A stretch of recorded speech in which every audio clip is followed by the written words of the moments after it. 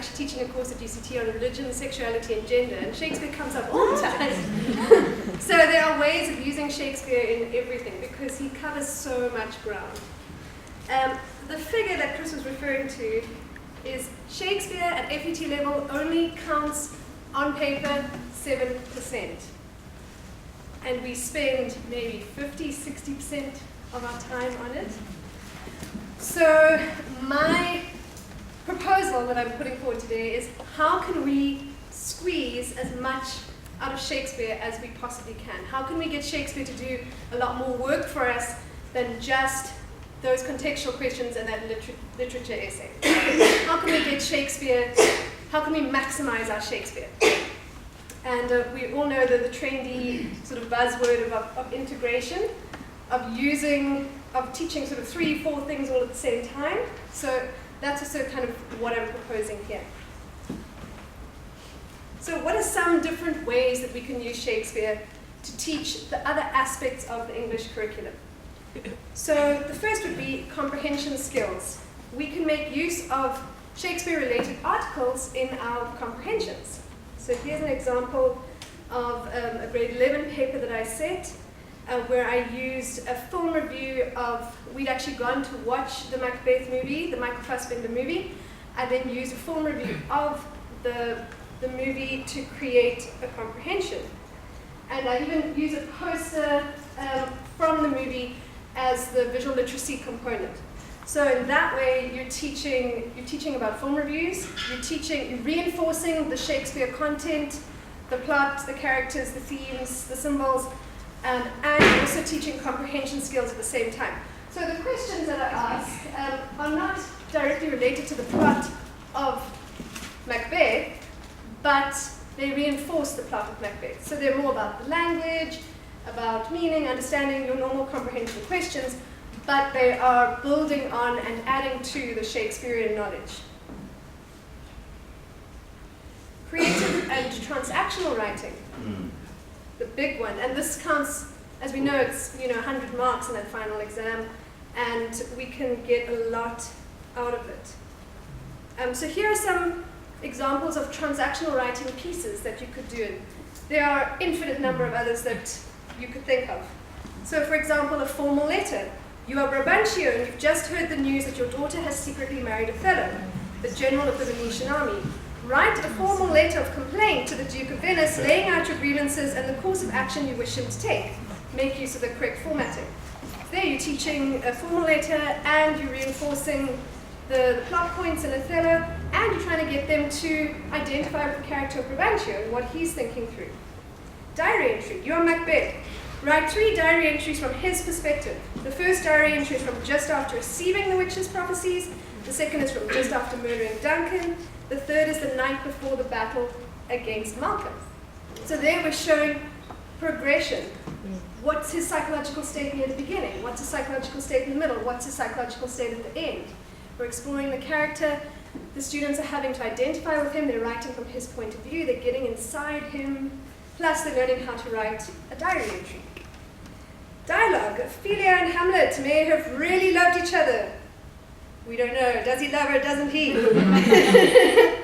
Write a dialogue between them from before the play starts to establish the type of relationship you think they have.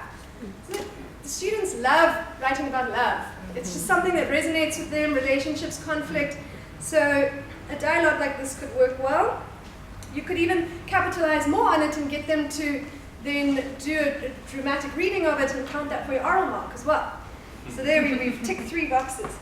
Consider how Ophelia describes Hamlet to her father, as well as Hamlet's letter and the other interactions between them. So there they're actually having to look for things in the text as well to reinforce ideas about the characters, and they're also having to think about the world before the play began. So you're helping to establish some kind of broader reality for the play. Creative writing. Argumentative essay. Do you think that Romeo and Juliet's love is the ultimate example of true love? Why or why not? I did this with my grade 9s. I got some fantastic responses out of them. On both sides of the argument, they really invested in it. Explore all aspects of their relationship and circumstances in your argument. As part of your answer, supply your own definitions of true love. They really put some beautiful things into that. Make it personal. Descriptive essay. Choose your favorite character from Baz Luhrmann's Romeo and Juliet and describe them in detail, their appearance, personality, actions, and any interesting ways the film chooses to portray them. They were bringing in film study, we're bringing in visual literacy, you're reading how do the characters play out on stage, on screen, and again, it's also giving us the descriptive skills. How do we describe things? Narrative essay. Write your own love story inspired by Romeo and Juliet, but with your own unique flavor. So there you've got, you're working with narrative structure, how does a story work, drawing on something that is already existing, but then putting in your own imagination into it. So that also helps them with framing stories, so that it's not just something, a story like this, it's actually a story that has shape. This is one of my favorite Shakespeare quotes, and this our life, exempt from public haunt, finds tongues in trees, books in the running brooks, sermons in stones, and good in everything. And it's from As You Like It, the banished duke in the forest is speaking about the beauty that surrounds him and how it gives him so much goodness. So I challenge you to take your students out of the classroom, go into the school garden, go to a beautiful forest, take them somewhere and get them to do some creative writing inspired by a Shakespeare quote. Like this one, for example. So this is a poem that I wrote based on that text. These bards of bark tell truths in leafy tongues, that each that dares to listen understands, and velvet moss embosses wooden rungs that raise forever upwards holy hands. That's the trees. And words of water flow on sandy spines, written in ripples, read in fractured light, a book of liquid love that intertwines with pages of our story's darkest night. The books in the brooks. And in the stillness, hear the stones cry out, the mystery of the meaning in their birth. Each silent sermon filled with faith and doubt stands steadfast in the temple of the earth. Is all not made by man? In all not made by man can good be found? The secrets of our souls lie all around. So use opportunities to get them to write poetry as well, even though it's not assessed. So in the CAPS document, it actually says, get students to write poems. But because it's not assessed, we don't feel like we can afford to make more time. But when we allow them to write poems, they actually start to understand poetry itself better. They start to discover their own voices, which is really one of the main goals that we all have in doing what we do. Oral work. Here are some oral topics derived from Shakespeare. Prepare a 3 to 5 minute speech on racism in Othello. Discuss attitudes towards race prevalent during the time and place in which the play is set, as well as the context in which Shakespeare was writing. Connect your insights to key texts and moments in the play. So I've done with my matrics, given them basically all their oral topics are drawn from the literature. So they're basically teaching each other. So they come and present their oral, and the class is learning about the literature at the same time that they are presenting their oral. Again, more boxes ticked. In partners, perform a dialogue from Romeo and Juliet. You need to learn your lines and fully inhabit your character with your body, voice, and inner reality.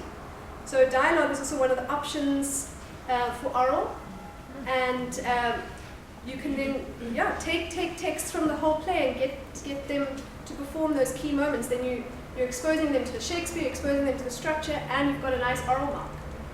I've done it where they've actually chosen places all around the school, outdoors and indoors, and then we walk around as a class and watch each of the performances. Just sometimes nice to get out of the classroom as well. In groups of 4, create a news broadcast that documents key moments in the story of Hamlet, include anchors and field reporters. You can even have weather and sports connected to the happenings of the play. Okay, so a sports commentator could be talking about Laertes and Hamlet getting ready for this big fight. Who do you think's going to win? Okay, and you've got the weather. You can kind of describe the dreary and the dull, add to the atmosphere of the play. So it gives you chances to explore the play kind of in 3 dimensions. Plus, you're learning about news and journalism. Visual literacy. So this is something I made to introduce all the Othello themes. So it's teaching the themes, but it's also looking at news headlines and kind of how to read into a picture. So I created my Venetian voice.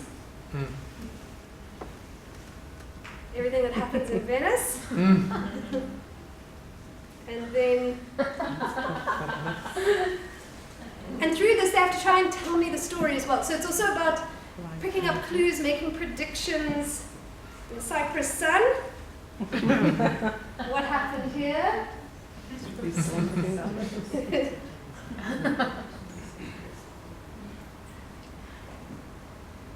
So they've got to try and read and interpret, just based on that, what happened in the story. It's one of the first things that I showed them. What happened in the story? What do you think it's all about? And it's looking at how do we get clues from visuals, from very short pieces of text. How can we elaborate on those? This is a cool Calvin and Hobbes cartoon. It's the whole to be or not to be speech. So you could put that into your visual literacy section of your language paper. And you can ask your normal visual literacy questions. Why are there musical notes over here? Why are there lines of motion? All the different things. Why is eyes bigger there? So the questions don't have to be Shakespeare related, but you're reinforcing the Shakespeare. So it's all happening kind of subconsciously. And you could say, why do you think the cartoonist has chosen this speech? Oh, because it's this very famous speech, and so you can bring in a little bit of, a bit of Shakespearean knowledge as well to bear on it. I did an activity with my matrics where they each, in like groups of 4, they each got a poster of Othello, and they had to analyze the poster in terms of the symbolism, what does it say about characters, what predictions can we make about the play based on that poster. You can bring in things around advertising as well, how they're drawing the audience to the production. So lots of stuff with visual literacy there. Figures of speech and sound devices. So we can use Shakespeare to teach. Obviously we do teach the figures of speech when we're teaching Shakespeare, but we can kind of broaden it out as well into help us with the other aspects of literature. So here is a post on antithesis, looking at antithesis in Macbeth. We've lost and won. The battle's lost and won. It's foul and fair day. These two contrasting things existing at the same time. You've got your metaphors. Why do you dress me in borrowed robes? What do the robes represent? What seemed corporal melted as breath into the thin air. So it's being compared to breath. But I am faint, my gashes cry for help, personification. The gashes are given personalities, they're crying out. 3 different types of irony. Shakespeare is brilliant when it comes to irony. So we've got our verbal irony, persons saying the opposite of what they mean. Dismayed, not this out. So the captain is telling this whole story about the battle, and the king asks, dismayed not this our captains, Macbeth and Banquo? And the captain says, yes, as sparrows, eagles, or the hare, the lion. So if a sparrow could dismay an eagle, or if a hare could dismay a lion, then our captains could be dismayed. In other words, they were not dismayed. He's saying the opposite of what he means. Situational irony. But 'tis strange and oftentimes to win us to our harm, the instruments of darkness tell us truths, win us with honest trifles, to betray us in deepest consequence. Okay, so it's situational irony that evil powers will use good things to draw people in. It's a situation that we wouldn't expect. We wouldn't expect that goodness, but there's this undercutting of it. And then dramatic irony, we know that happens all the time in Shakespeare, of the audience knowing something that the characters don't know. So we know that Macbeth is going to become the Thane of Cawdor. He doesn't know. So it happens throughout the whole play. There's so much dramatic irony. We keep just flagging that up for them to reinforce the concept in general of dramatic irony. We've got rhyme. Butler spoke about kind of rhythm. I mean, you could actually do with iambic pentameter, you could do kind of cool drumming stuff. You could bring in the musical aspect and then build that into, that comes up with rhythm, the iambic pentameter. But rhyme, there's a lot that you can do with rhyme. You can also take maybe the rhyming words and get them to write their own poem using those rhyming words, just to get them kind of enjoying the rhyme. Rhythm, I like the fact that we have some cool technical words in English, like catalytic trochaic tetrameter. Sounds pretty cool. So normal iambic pentameter goes D-dum, D-dum, D-dum, D-dum, D-dum. Catalytic trochaic tetrameter, so the catalytic part means the strong beat is on the, no, I'm wrong. Okay, so tetrameter means there are 4 beats. Trochaic means the strong beat is on the first beat. And catalytic means there is no final beat. So when shall we 3 meet again? There's 4 beats in there, and there's no final upbeat. So again is a downbeat. Yeah. When shall we 3 meet again? So it starts down and then it ends down. So that kind of stuff is quite cool to know about. You know, that's and you can play around with that. You can do drumming exercises. You can do movement exercises. If your kids are very physical, start with the physical and then lead into the textual. You know, go from the body into the text. This can all be available to everyone, by the way. Then other things, onomatopoeia, assonance, alliteration, all these sound devices that we want to keep reinforcing. If we've got these posters up and they correspond with the Shakespeare, obviously there are many other examples from other literature as well. But I'm just showing you how you can kind of get that Shakespeare in there and capitalize on the Shakespeare. You're teaching all of these concepts across the board. Okay, then looking at other genre. So I would love to do something like this, where you take The Tempest and you explore, so you explore the Shakespeare play The Tempest, you do the film The Tempest, there's an awesome novel, Hag Seed by Margaret Atwood, who she took the story of The Tempest and rewrote it in a modern context, and it's set in a prison, and the prison is like the island, and it's just very cool, very accessible. And then you throw in something like Ami Césaire or Tempête, an English translation, and which is basically looking at ideas of colonialism and decolonization and post-colonialism, and it uses The Tempest as, it kind of rewrites The Tempest, but from more sympathetic to Caliban's character and Ariel's character, and seeing them as kind of colonized subjects who then rebel against Prospero. So that's really, really interesting in terms of a lot of the discourse that is happening at the moment. If you can bring that into your classroom and integrate it into Shakespeare studies, awesome. And then painting, and there are so many beautiful Shakespeare-inspired paintings. If you can just put up a lot of different paintings on a screen of the same character, for example, but so many different ways of seeing them, that also is an incredible resource. Then we can teach other subjects as well, or touch on other subjects through Shakespeare. For example, the play that you're going to be watching today, be there, yay! The Robben Island Shakespeare. I mean, my class and I have learned so much about South African history through this play. It's based on interviews with political prisoners, draws on real speeches there's a Wood's speech in there, there's actual historical information that is then intertwined with Shakespearean text. So it's based on this copy of the complete works of Shakespeare that was passed amongst the political prisoners. They read it, they signed their names next to their favorite sections, and now a play has been made using the text that they signed and using interviews from the political prisoners and their reflections on the texts. So it is an amazing resource to have in the classroom, because now you're learning South African history, you are learning about Shakespeare through the lens of real prisoners that were on Robben Island. It is just phenomenal. It's very, very moving as well. And it challenges the contemporary situation in South Africa too. So it kind of brings people back to the ideals. What are the ideals and what is happening now? And so it's very, very multifaceted.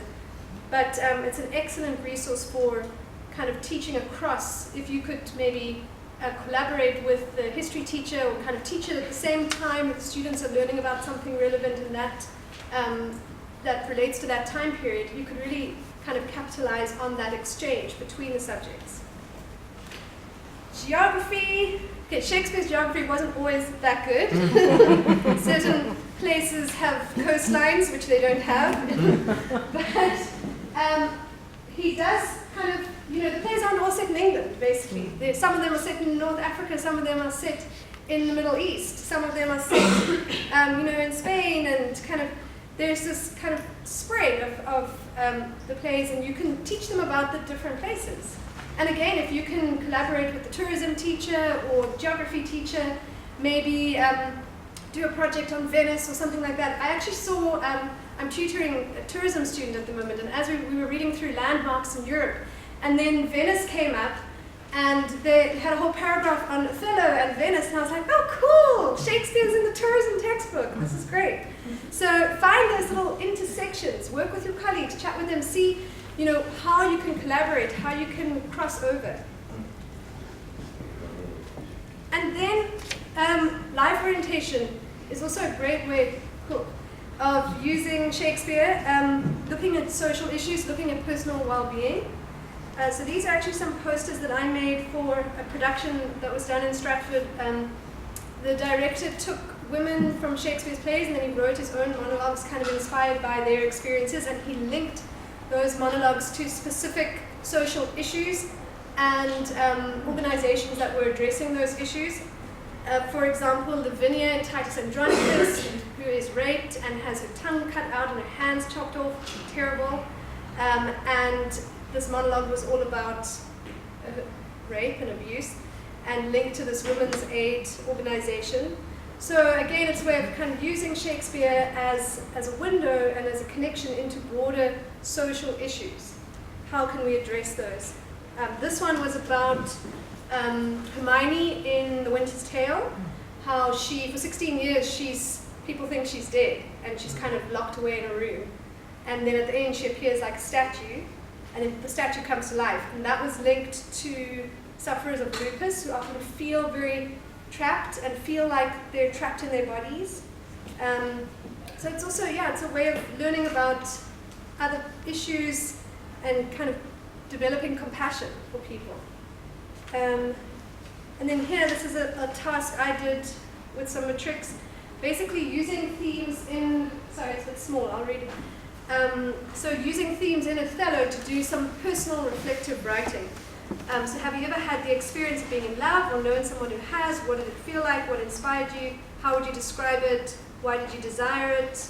And that's linked to, she loved me for the dangers I had passed. I loved her that she did pity them. So that moment when things are still very pure and beautiful between Othello and Desdemona. And then this whole thing about getting drunk and peer pressure, that is a big thing in Othello. That's a huge issue in our country and the world. Why do people get drunk? What are the negative side effects of drinking? Have you ever had any bad experiences? What advice would you give to someone struggling with alcohol? And then that links to, Iago trying to pressurize Cassio, just have one more drink, it'll be cool. And then we all know what happens. And then jealousy. Oh, beware, my lord, of jealousy. It is the green-eyed monster which doth mock the meat it feeds on. What are your thoughts on jealousy? Have you ever been so eaten up with jealousy that you lost your sanity? What happened? How can we cure jealousy? So basically, just reflecting on the issues in a more personal way and getting them to use that as a way to develop and to grow as individuals. Cool. Do we have any more time?